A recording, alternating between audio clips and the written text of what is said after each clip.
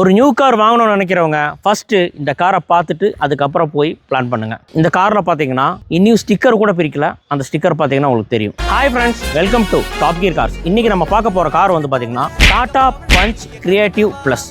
காரில் ஃபீச்சர்ஸ் வந்து ரொம்ப ஜாஸ்தியாகவே இருக்குது.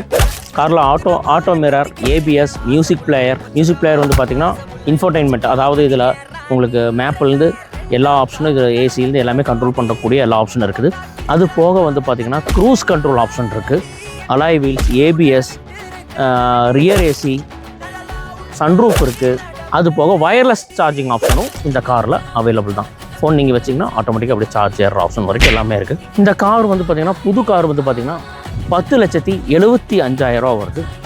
நம்ம டாப் கியர் கார்ஸில் வந்து பார்த்திங்கன்னா 8,10,000 தான் நம்ம கோட் பண்ணுறோம். மறக்காமல் இன்ஸ்டா, யூடியூப், ஃபேஸ்புக் லிங்கை ஃபாலோ பண்ணுங்கள், சப்ஸ்கிரைப் பண்ணுங்கள். தேங்க்யூ.